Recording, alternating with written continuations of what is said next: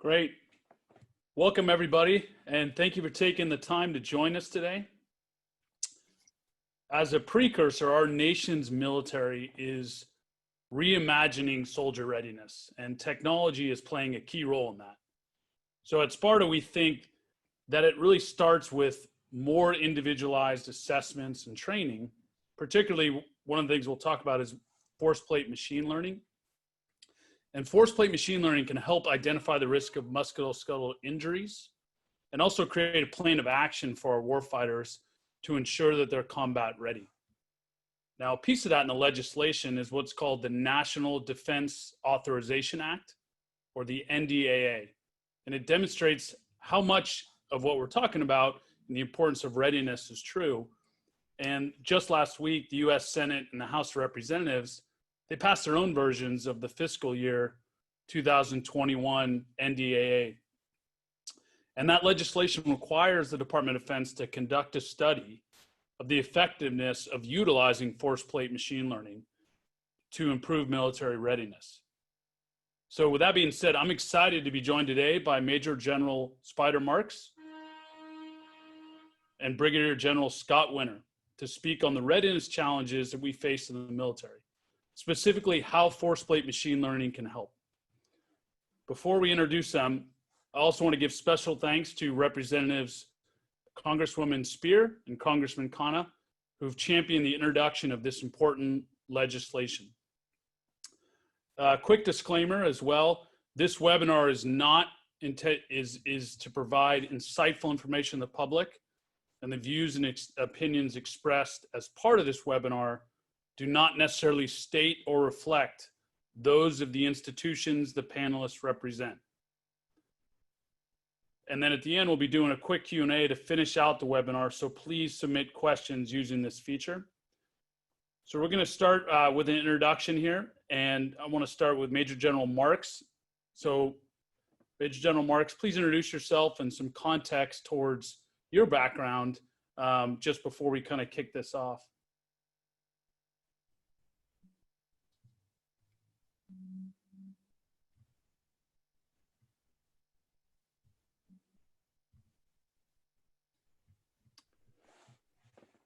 General Marks, you're on mute. Oh, there we go. Is that working?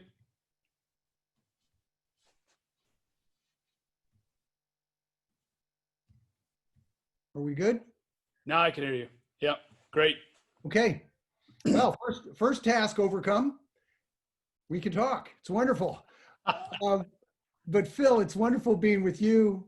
Yeah. Scott, it's wonderful being with you again. And thanks for your service and your focus and your efforts to really kind of shore up and ensure we have those tight connections with allies and partners around the world. So God bless you, brother. Thank you very, very much. I spent over 34 years in uniform, had the great opportunity to serve with some of the most amazing young men and women, and to be asked to go to places all over the horizon to try to solve problems, to make sense out of chaos. And at the end of the day, was able to do that only because of the people that I was that I was blessed to be with, and those teams that I was very honored to be a part of. After my 34 years in uniform, I have since been in business, but I have maintained a relationship with the military that really provided for me a sense of purpose and direction and discipline in life that could not have been achieved any other way. And I wanted to make sure that in this next life that I am a part of now, post-service to nation, I've been able to give back to our young men and women that continue to serve so honorably. It's wonderful to be a part of Sparta Science. Phil and I have become very, very close, very dear friends. And he is into and very focused on a topic that remains inviolate for our military, and that is readiness, the notion of heightened readiness, because at the end of the day, you only evaluate a military on its ability to do its job. And that's all about readiness. So Phil and Scott, thank you for letting me be a part of this conversation. Great. Yeah, thank you, General Marks. Yeah, and so wanted to transition that over and give some context behind General Winter, if you wouldn't mind touching on your background briefly before we kind of get into this discussion. Yeah, thanks, Phil, and thanks, General Marks, as well. And thank you, General, for your kind words as well. I'm now in my 4th appointment serving alongside the US military. So there are no better friends in that regard. So it's a great privilege to be part of the team in that regard. So I'm a career Army officer, like General Marks, with a combat arms background. So I'm currently the Australian senior representative on the Joint Staff at the Pentagon. In my previous role, I was the commander of one of Australia's 3 combat brigades, where I had the enormous privilege of trialling the integration of Sparta into our human performance program and into really the command and control of the brigade writ large, which is what I look forward to talking about in this regard. So I really appreciate the opportunity to escape the Pentagon for a little while and talk about something I'm passionate about, which is, again, to echo General Marks's word, it's all about building tough, resilient teams capable of winning on the contemporary battlefield. Thanks very much. Yeah, and thank you both. I think, I don't think in my wildest dreams I could have imagined that I would be talking with 2 generals, 2 officers that are serving the countries in this world, and at the same time, all 3 of us having played rugby in Australia at different points in our lives, just makes this just so much more surreal for me and just a privilege. And so it's good to find these types of connections. And so want to kick off here. General Marks, you mentioned being in the military over 30 years. Obviously the military continues to evolve and change and improve.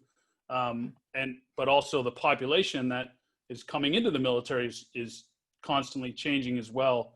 Can you speak to some of the issues you were seeing with readiness during your time within the military?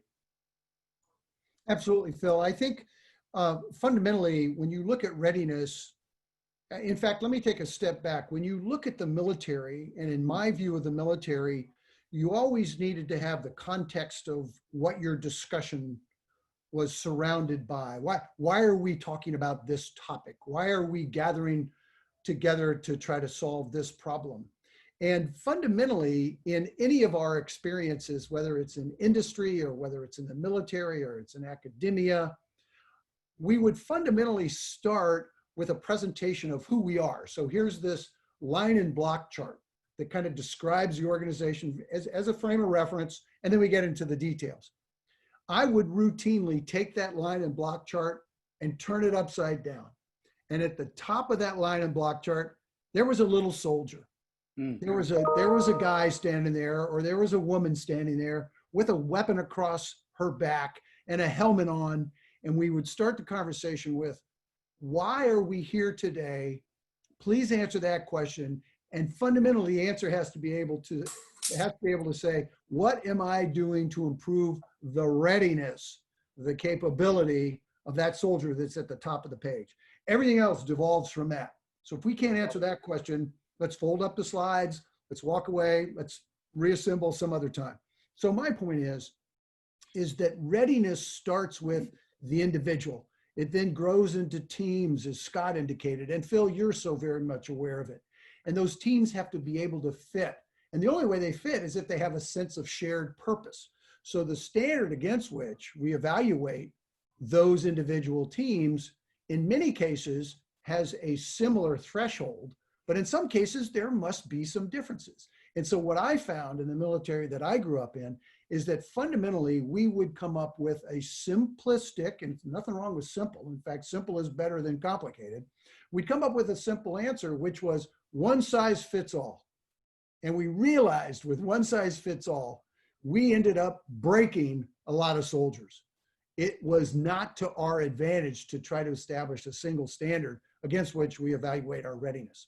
And so as we evolved, we realized that the teams complement each other. There are different skill sets and talents that you bring to the table. We might all be infantrymen. We might all be communicators or intel officers or intel soldiers or aviators. We all have certain skill sets, but we complement each other. There are certain talents that we want to have focused and brought forward. The only way we do that is if we have some very specialized way to get after that level of readiness. Again, that's what Sparta does, very, very precisely, scientifically, data-driven. So the challenges on readiness are very obvious. And the Army today is moving in the direction of trying to establish a standard that allows practical application of physical readiness that can be used against the force requirements, but everybody brings different skill sets. So force plate technology is exactly what you need to do to identify what's necessary, what your vulnerabilities are, so you can address those. And you're ready for whatever tasks, whatever missions come up. Yeah, that's great. You mentioned that, early on there, right away, when you flip that org chart, if you will, that shared mission, that shared buy-in. And when we think about technology, I think one of the things that differentiates health technology from other technologies is you need that shared buy-in, right? Otherwise you can't change routines, you can't change habits, right? So it has to be, grasped, appreciated, and owned, for lack of a better word, owned by the soldier, owned by the athlete, right? They've got to really buy into that. And that's such a key piece that a lot of times I think technology, particularly in the health space, may miss, right? If you really want that improvement, there has to be that thirst from the soldier to engage. And you mentioned a couple times in there, obviously, your relationship with Sparta, when we were introduced and have since become, good friends and around these things, what, I guess, real briefly, why did you decide, to come on? Because, with your experience and leadership abilities, a lot of opportunities for you to do things post-military life. If you wouldn't mind, kind of talk briefly why coming on board as an advisor to Sparta, what kind of drew you to our culture, or at least, our mission? Yeah, Phil, you made me a wealthy man. I mean, what? No, totally kidding. Totally kidding. The camaraderie is wonderful. Yeah.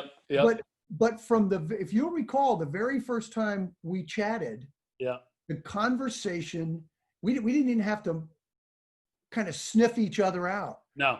We cut straight to the chase, which was, this is all about improving human performance. And I grew up as an airborne ranger infantryman and had these great opportunities to the nation trusted me, which I was always surprised that they did, but they trusted me to try to uncover solutions to problems. Yep. And it started with this young 17 or 18-year-old kid who really wanted to be there for a whole bunch of different reasons, irrespective of what their motivation was. Their behavior was such to try to make a difference. And if I wanted to help that individual make a difference, that individual needed to be able to show up. There needed to be a capability that was available to him to make himself available. That's all, again, it's all about physical readiness, because I knew in my world I was going to put this young man through some very physically difficult circumstances. He wanted to be there for his buddies. That's what Sparta provides. It's a focus. It can be a focus on so many things. And we've had these conversations. But what resonated with me is the focus on the individual soldier to improve his or her capabilities to deliver to his or her buddies, regardless of circumstances. Yeah, and I think that's the kindredness that we both share and General Winter as well, who we're going to bring on next. But, I think all of us, played sports as well as, and the two of you serving, so long within the military, just a deep empathy exists, for that individual and how to improve their capability. General Winter, you mentioned the Australian Army, the 3rd Brigade, they've been using Sparta now for over a year. If you wouldn't mind kind of briefly touching on the impact that, the technology, the force plate machine learning's had on warfighter readiness, at least in your experience from that perspective. Yeah, look, absolutely. And, just to riff off, General Marks in the first instance there, and that is, that the Army that I serve in today is much better than the one that I joined. It's a learning, experience, and I've had the privilege to serve at every, sort of level of, command. And moving back to the brigade, it struck me once again just how much things have, moved forward since I've been a regimental commander just a few short years before. And a lot of that was driven from the bottom up, from the nature of our soldiers. They were fitter, they were stronger, but they were more eager, to take some ownership and accountability of that journey for themselves. So, it was almost like the brigade was sort of bursting at the seams how you take that next step, because we were doing smarter PT. There was a human performance culture that had sort of come around that. But their challenge was, how do we take that next step at scale? And so we had some great relationships with a couple of sporting entities, the North Queensland Cowboys, a rugby league club, the Townsville Fire, a women's national basketball league, professional sporting organisations. And we formed good relationships with them. We could see that sort of professional culture that they had there. But how do you do that for 3,500 soldiers? Right. So again, there were pockets of excellence emerging within the military, within special forces and elsewhere. But how do you do that at scale? And what we, it was introduced to us, through, a budding relationship with one of those sporting teams.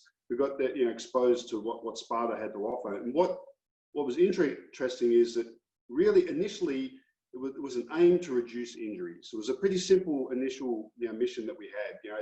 No organisation can afford to sort of carry 10 to 15% people injured at one given time. So, and I think that's something we might tease out in due course. But okay, we need an intervention. We need to do something. But what was fascinating is bringing in Sparta. Well, it did that within the first week. We were able to scan all 3,500 soldiers. And immediately we identified about 50 young kids within the brigade who were a little bit soft and floppy in a particular area. And it's the sort of kid you might have identified in a PT session saying, this young soldier, he or she probably needs to do a bit of work, but you probably wouldn't actually find that out until you broke them. Well, we could have an immediately way of sort of having a bit of a red flag. So it did that week one, achieved the intervention. What was all the more fascinating, though, was the way in which the technology acted as a glue that brought together all those other initiatives. So suddenly what we had was we're doing smarter PT. We had, the health professionals that were, being brought on board. We had our physical training instructors who were keen to, have some science behind what it was that they were, talking about when they were talking to these young kids. And it brought commanders and soldiers in with a degree of accountability.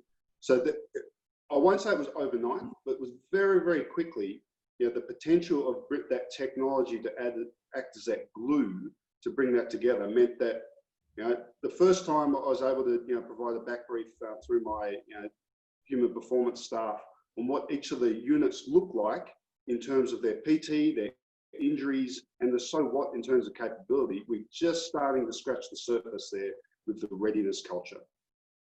Mm. Hey, Phil, may I jump on to what Scott just said? Sure, absolutely. Yeah. Scott, I love it. They say about our English speaking allies is that we're separated by our common language. And what I loved what you said is you described the soldier that we've all had who is soft and floppy, which I totally get. And then the second thing you said, which is so true, and Phil, you and I have had this conversation, is that sadly, you're only aware of what those vulnerabilities are, regardless of the physical description of the soldier, until you break something. Mm-hmm. And then you have to go through this long road of recovery. Mm-hmm. So you've identified, you've broken something, and your immediate reaction, your after action review from that is, well, we won't do that again. Well, wouldn't it be wonderful to get all that knowledge a priori, and you get on a path that can avoid that inevitable barrier? You just don't know whether Wagner's barrier is different from Marx's barrier or different from Winner's because of those individual skill sets, talents, vulnerabilities, weaknesses, strengths, etc. That's the beauty again of Phil, what you've brought to the table. Yeah, and I think you guys bring up important points, right? In that, a lot of times if things don't work, right, people break, then that whatever was done, that's thrown out and you're on to the next thing. But the reality is what breaks somebody actually helps another, right? And so this is where the technology comes in, right? Is you identify, okay, we've got to do this certain way to make, X warfighter more resilient, but that way will break this other warfighter, right? So how do we meld those two approaches, and I think the other thing teasing out of General Winter's statement was, talked about week one, getting an idea of everybody. A big challenge we see in health technology, which is where machine learning and a database can be helpful, right, is right away you already have a pre-existing database to make it actionable in the first week. Because a lot of times it's like, well, we need to collect and see. Like sports, because of the urgency of it being a game, they always want to act now. But the consequences in the military are far greater, far more significant. And there's not time to wait, right? We need to figure out where everybody's at right now. We got to go. Like we got to fix this 10, 15, 20% that we're seeing. And that's where the database can be helpful, is you don't have to wait to collect and then sit in a room and discuss. And, because these things a lot of times take time, right? As you both know, you're inheriting a population that doesn't have the same habits necessarily that they did 10, 20 years ago when it comes to health. So we've got to intervene with those habits now. Along those lines, General Marks, why is, being more specific around this force plate machine learning that was included in the recent 2021 NDA, why is this like a step in the right direction for readiness, at least from a legislative level? Well, once it becomes a part of the NDAA, the National Defense Authorization Act, excuse me, it's a requirement. It's not a suggestion. It's a you will do. Yeah. So it's a requirement. And what it does is the statement of having this force plate technology being uncovered, being used, giving it to the soldiers to kick around, to figure out how it fits in the Air Force relative to the Marine Corps, is really putting this technology in the hands of the end user. It's the leader, and again, the frontline soldier, sailor, airman, Marine, and how to ensure that their readiness is at the highest levels. The thing about artificial intelligence is that we can gather all this data, but we have to make it accessible. And, and oh, by the way, when you gather all this data, it's based on behaviors. Totally. So you can aggregate all these behaviors and all this data. And so it's the notion, when I was a young man, I used to live in the world of the unknown knowns. I was out there kicking around in the bush in what's called a go find the enemy, a movement to contact, incredibly dangerous. And all you're doing is you're moving around and you're looking to make contact with somebody who wants to get in a fight with you. And the only way you can get into a fight with somebody is if you're there with them. So you got to go find them. So it's anachronistic. It's like the Roman legions. I mean, it's really a dated way to try to go make contact. And so I used to wander around with my guys saying, I'm convinced there's somebody out there who knows where these bad guys are, but I just can't get that information. So I've got the obligation to go find these dudes. That's an unknown known. Somebody knows, I don't. Yep. AI, somebody knows, it's there, and I've got to have access to that. So because it's AI, because it's accessible, and because you've got it in the cloud, it's a known known. So we've gotten rid of that uncertainty. So you can bring this forward and you can say, guys, we don't have to go reinvent the wheel. We've got it right here. These behaviors, thousands, hundreds of thousands, millions of examples of behavior have been captured. Now you go step in the middle of that, add to the database, make the data smarter. And oh, by the way, make you smarter so that we can get after this problem. We don't want to have a one size fits all broken army. And one more aspect of that is, without getting too far inside baseball, not all units in the US Army or the Australian Army are made up the same. Some units are at higher levels of readiness, where if you're authorized 1,000, you're going to get 1,000 plus, because you have to go like that. And then other units are a little farther down on the deployment roster. So the one thing they have is a little more time. If you've got to deploy, the commander raises a hand and says, remember, up front, I only have 60% of the total. I only have 600. I'm supposed to have 1,000. If you want me to deploy with 1,000, you got to fill me up. So you got to give me a little more time. In the readiness business, that's the only thing you have is time. So if I'm in the 1,000 category and I don't have a 1,000 to go, I have to go back to my boss and say, I'm not ready. Those are words commanders in the military are not anxious at all to say. And so the act, helps provide the resources. So if those words are provided, I'm not ready, then there's a place to draw from, at least hypothetically.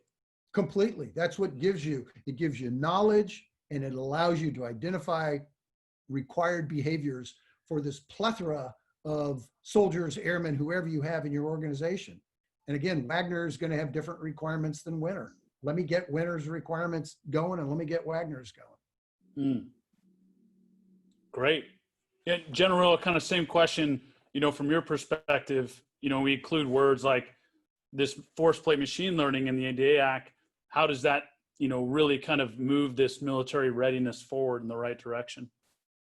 Yeah, so just reflecting there, and I take as many notes when I have the opportunity to listen to some of the General Marks as I do in terms of preparing for myself. But so my background, I'm a tank officer, and always used to tell people it's not about the tank. Tanks are pretty cool and everything, but you've got to put yourself in the mindset of the first tank officers. They looked at the terrible conditions of the First World War battlefields, and they went, there must be a better way of doing business. And once you know there's a better way of doing business, ethically, you cannot move backwards. And I say that because just in reflecting on General Marx's words there, that the impact of getting exposed to the potential that sits within the machine learning and the force plate technology for our young soldiers, you can't move backwards then. We've seen what we've done in the past, but you've got to start to embrace some of this potential. And you've got a great brochure on your website that I'd sort of turn people to, which has some photos of the first couple of days of testing that occurred within the 3rd Brigade. And if you could zoom in on some of the eyes of the soldiers there, it was absolutely fascinating. That's probably what brought it home to me. I knew it was going to be good in terms of the intervention, but when I went down and watched some of the first soldiers being scanned, and their eyes lit up because they could see that they were being invested in personally. Love it. And that did a couple of things, right? In the first instance, well, that's very empowering for the current generation of soldiers. You say what you like about the next generation of kids coming through, but they want to be part of that journey. They want to be part of their own, have some ownership over things. And something I know the Marine Corps did extremely well when I heard that story, which is that they were using it as homework. They were sending the soldiers down, they'd get their scan, they'd get their sort of program, and the expectation was that they would move forward and improve. So that they were now part of the story, that physical training wasn't just something that was imposed on them, they were taking a degree of ownership of it in that regard. So I really started to see the potential there. But the conversation we're having now is how do you really unlock that? All the way back to schools, the ability for kids, some of whom are not playing as much contact sport and not as physical as they once were. Well, maybe we need to show them that, and start that sort of journey back then. Let alone then longitudinally as a military, pre-recruiting, recruiting, through training, absolutely for readiness in units. And for us, interestingly, we're now starting to map, through the barracks training, going outfield, seeing what gets better and worse when you're outfield, coming back and understanding you can't just pick up with the same sort of PT. And then all the way through to the veterans community as well when you transition. You can actually map that now using this technology all the way through, and we can be much smarter about looking after our people.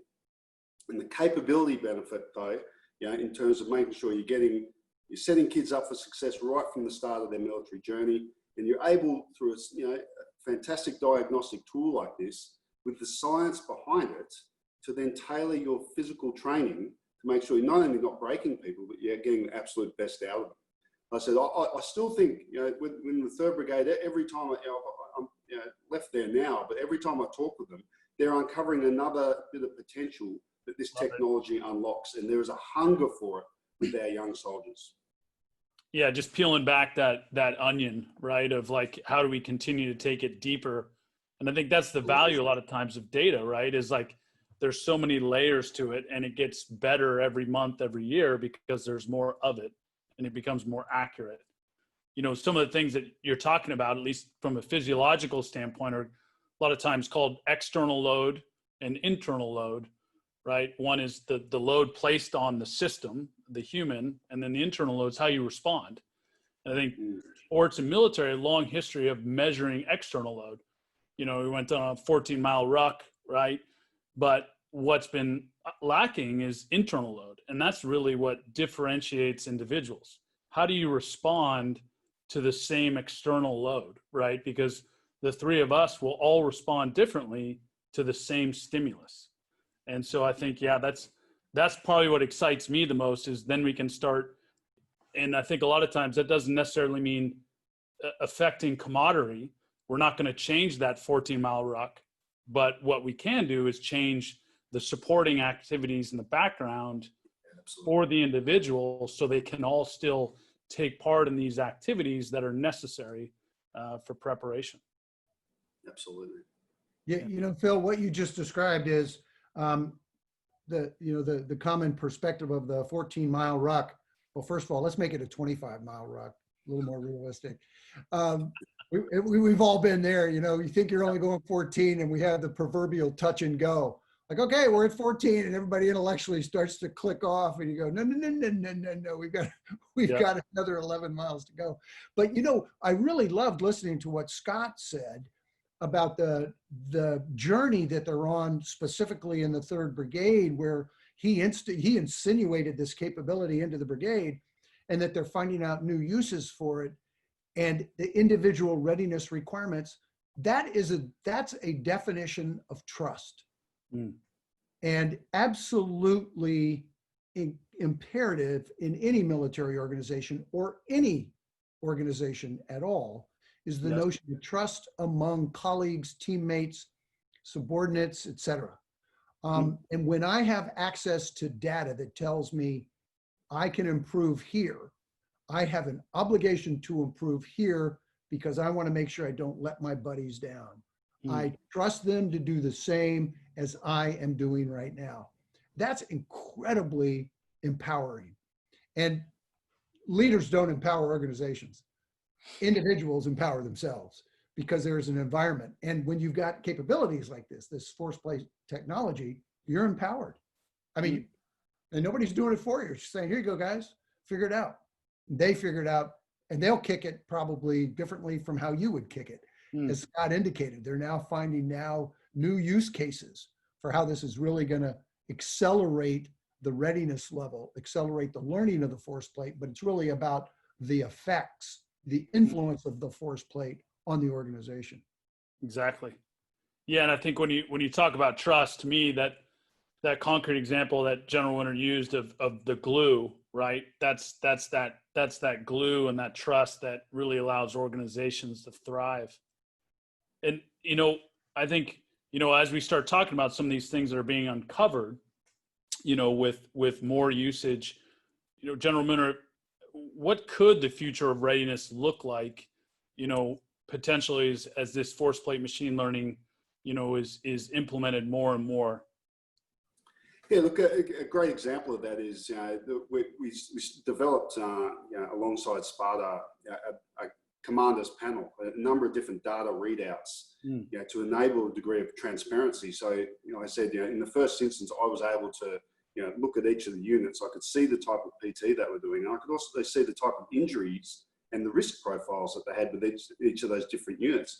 As General Mark said, it was fascinating for me, because all those things that you sort of knew instinctively, you know, all the artillery guys were good at lifting big, heavy things, but not, you know, so good at some other things. Yet the infantry guys were really good at endurance, and each had their strengths, which was specific to their role, but they also, each of them had their vulnerabilities. So even some of my commanding officers who might have been a little bit skeptical about, you know, some of the direction we were going with regards to, you know, a more strength and conditioning based approach to PT, you know, informed by the data, were silent, because you can't hide from that. From that data. So it enabled a degree of transparency across the command for us to do exactly what General Marks just referred to then. We could address vulnerabilities and build on strengths. And you know, an initiative that the US military has at the moment, you know, which I think, you know, really looks to the future in that regard, is a total force fitness. Because we know readiness is actually about a lot more than making sure your pack is, you know, ready to go, the soldier is fit. There's the family components. There's financial literacy. There's ethical. It's nutritional. That's one. If you talk about one of those areas that where we start to do that comparison with where professional athletes are, that's probably one, the next great challenge, I think, for a lot of commanders.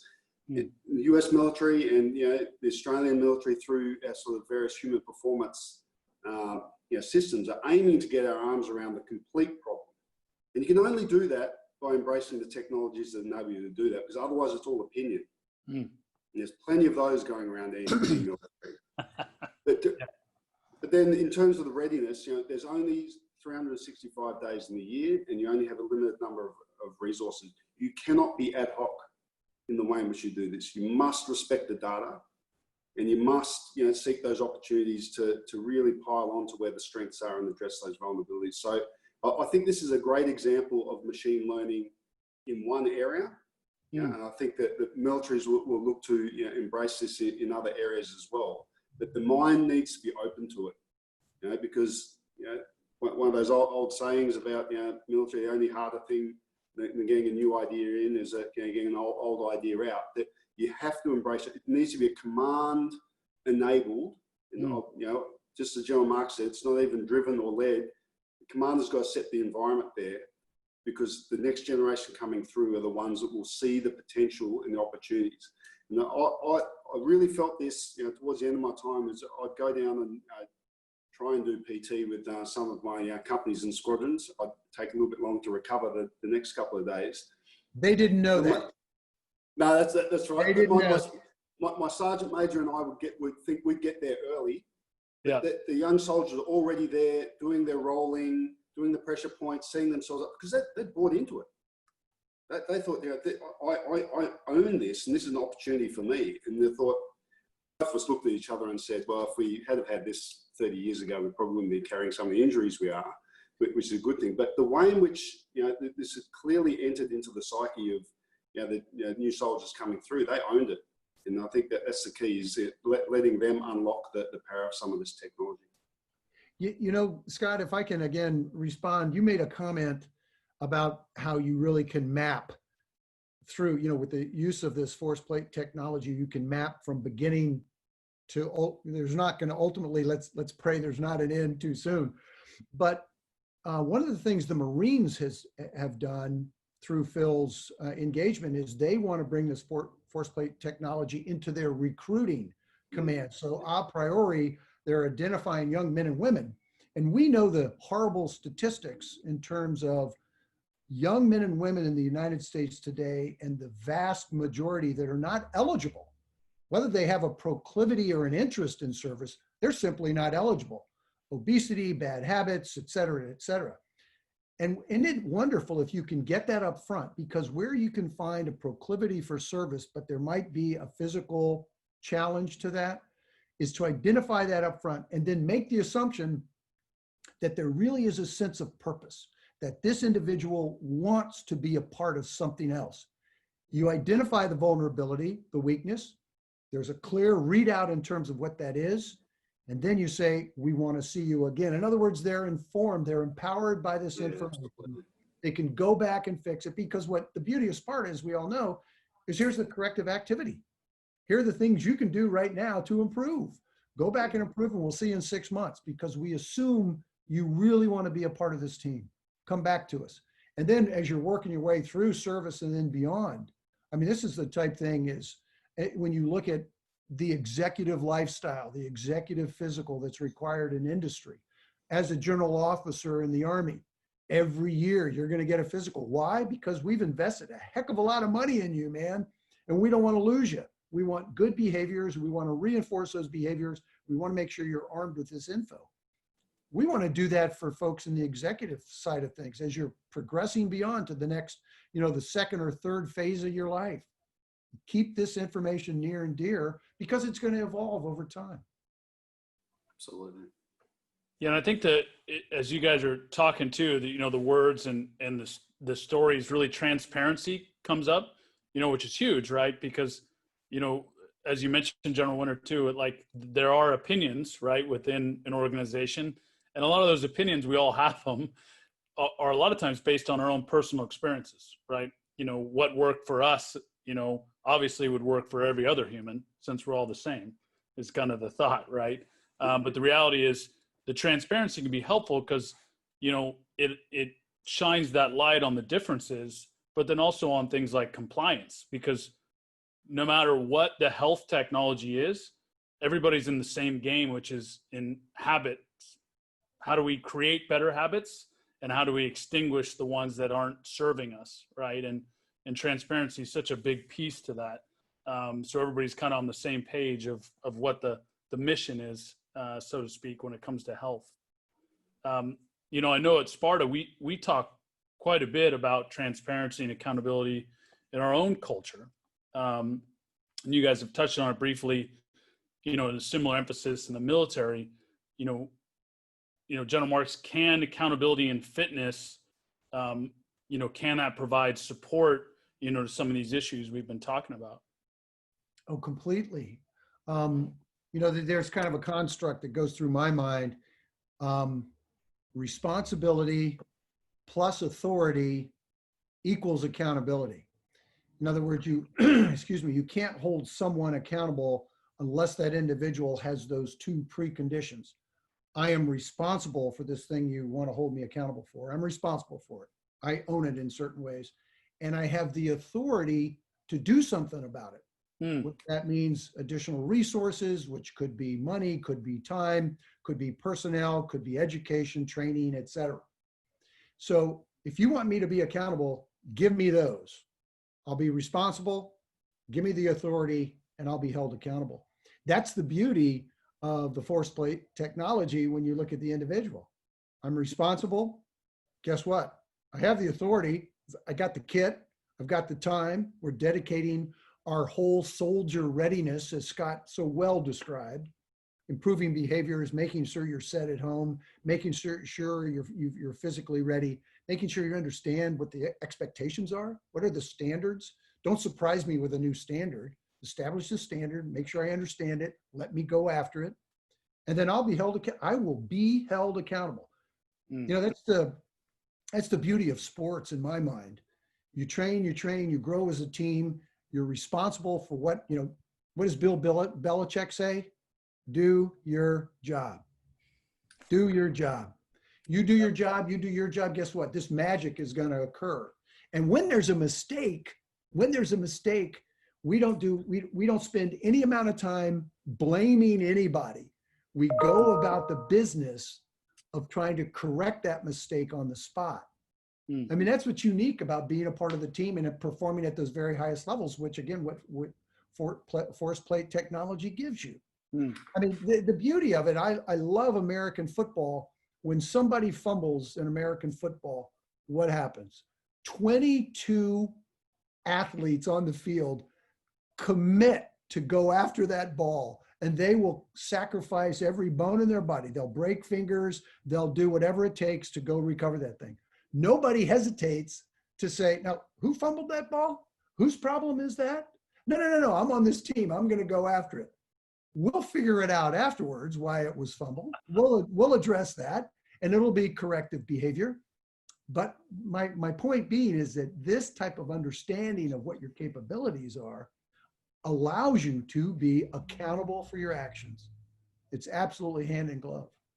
Yeah, look, absolutely. I might back onto that one if I may, Phil. Just because I've written a couple of things down there for my own benefit. Because if I go back to that team, in terms of the physical well-being of our people, which involves the soldier, the medical staff, it involves the physical training staff, it involves the commanders.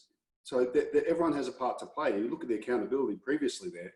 Someone gets injured, whose fault was it? Who was going after that fumbled ball at that particular stage? Whereas now, the transparency that we've got there, like that glue again, that sort of brings that whole thing together. There's a common language and a common understanding. So you've got a start point, that can bring that team together. And in terms of accountability, transparency is absolute must. The buck will stop with commanders, but they need to be enabled with the degree of insight, to be able to reach into the parts of that organisation that may or may not be doing their bit to avoid fumbling the ball. And we did that in a really ad hoc, sense once upon a time. And what I was able to see by the time I left the brigade was everyone had that one common language. That the game plan was the same for everybody. And I said that the key one for me in terms of the accountability was the degree, which was the accountability that came from the soldier in particular. That they had a genuine stake, and they knew they did because they'd been provided individual tailored feedback in a way that we'd previously not been able to do. I said it enabled all those other members of the team as well, but the light that shone in some of those young men and women's eyes when they got, as one of 3,000 or 4,000 soldiers in that brigade, they got the personal feedback for Private Winter. That is a really important part that we've not been able to do before. Absolutely. And I think, Very well said. if we had started this webinar a little bit early, right, the audience would be aware of all the discussions we were having about our own injuries, right? Probably best they didn't get that chance. And so I know that the three of us have all suffered different injuries. Both of yours more a lot of times during tactical, pursuits. So I think, a lot of what we've been, I bring that up because a lot of what we've been talking about is like readiness and performance, which is the majority of the situation. But we all know like stuff happens, right? There's going to be injuries. And people are going to come in with injuries or they're going to sustain injuries, even in the best case scenarios. So if you wouldn't mind, talk a little bit about how this could play a role in rehab, right? Objective rehab measurements, because we've all gone through rehab, we also know that there are things like, 6 weeks and you'll be better. Like, what does that mean? What does 6 weeks mean? Like, it's just grab it out of the air. And so how can we bring in this type of technology, force plate machine learning and objective rehab metrics? How can that help guide the process, back to being deployable? And so I might kick off with that one. But look, I was blessed to have a fantastic senior medical officer who was really the one that championed this. And I'm going to give her a shout out, Lieutenant Colonel Sarah Malloy. She's actually on exchange down in San Antonio with Army Health Command. So, the US-Australian alliance continues in that regard. But she was the one that pointed this out to me. So I thought I'd better footnote that so she didn't think I was stealing her thunder. But what she pointed out was through this, we could not medicalize things too quickly.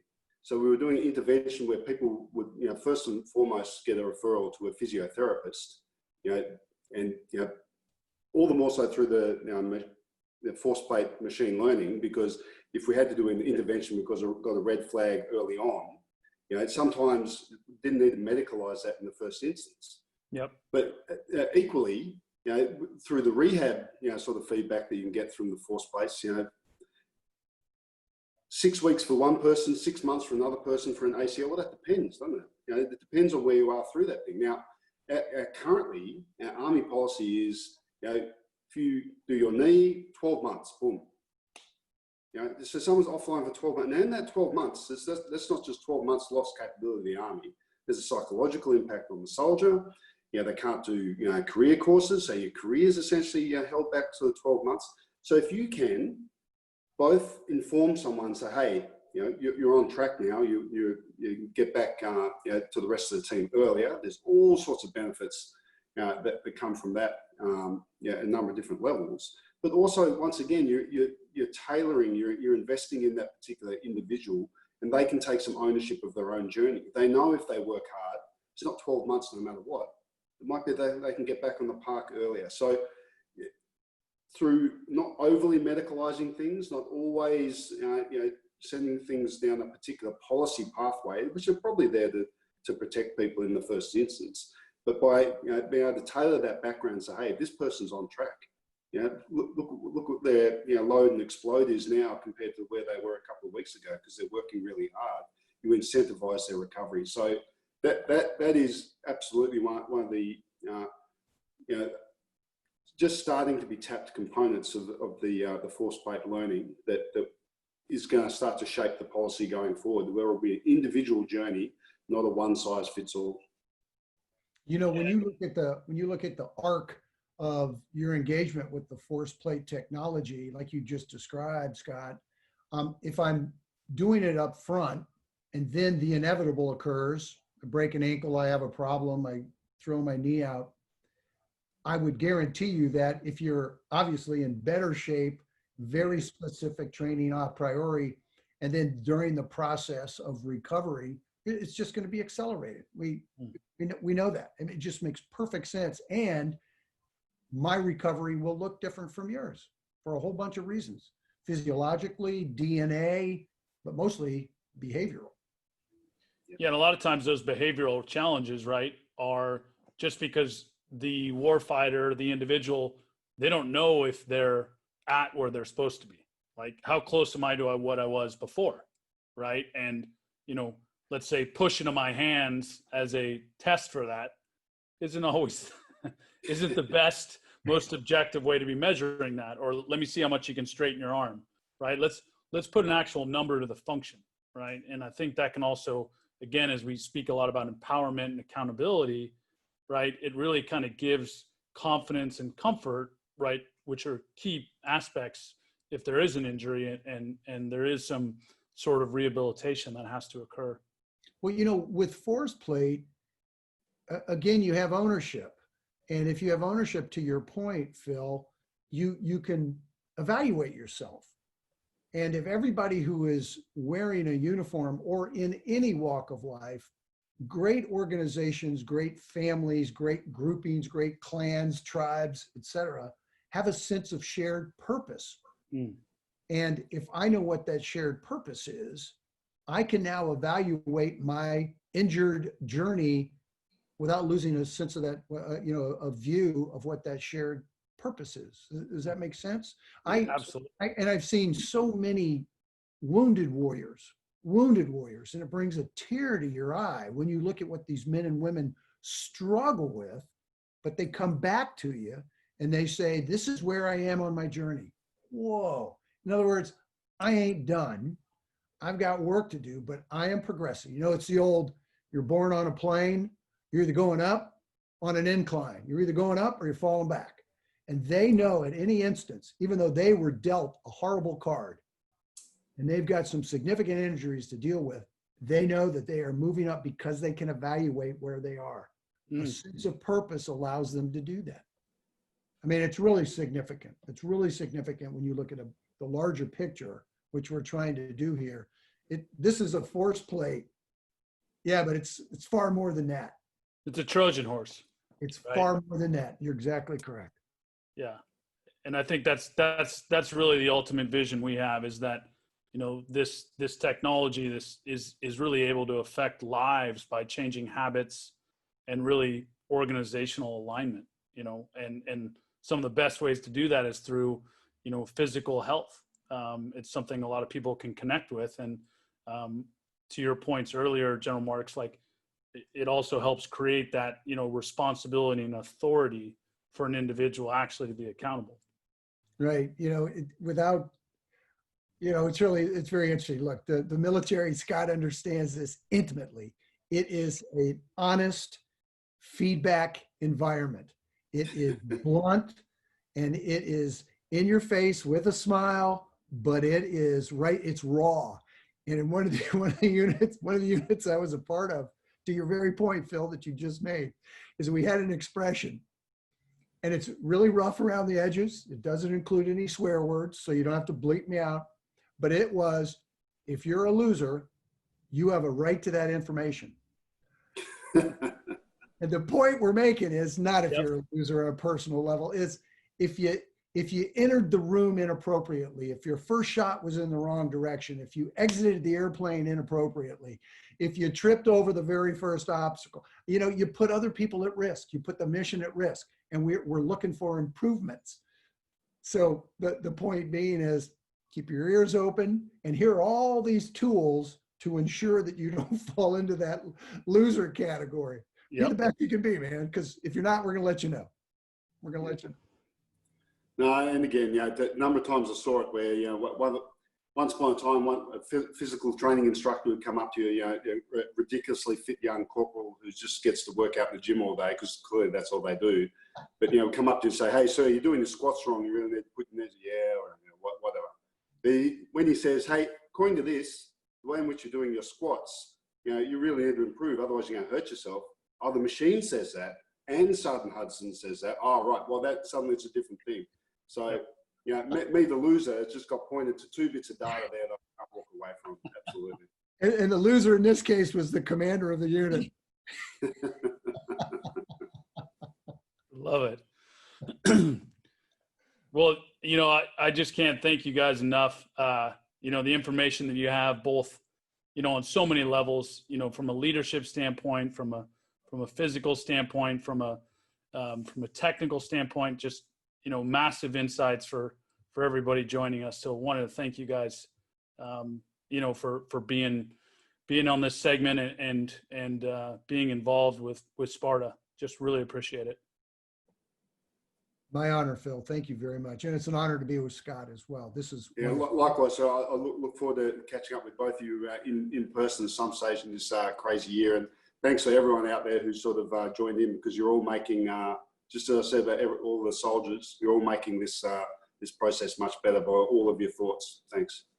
You bet. Your feedback is necessary. Thanks. And so we'll have a recording of this available on our website, spartascience.com. And then we'll also have updates on our social channels on Facebook, Instagram, Twitter, which is at Sparta Science. And certainly let us know any feedback or questions at success@spartascience.com. You can let us know any feedback ways we're always trying to get better too. So hope everybody out there, want everybody to stay safe and move strong. Thank you. Thank you, Phil.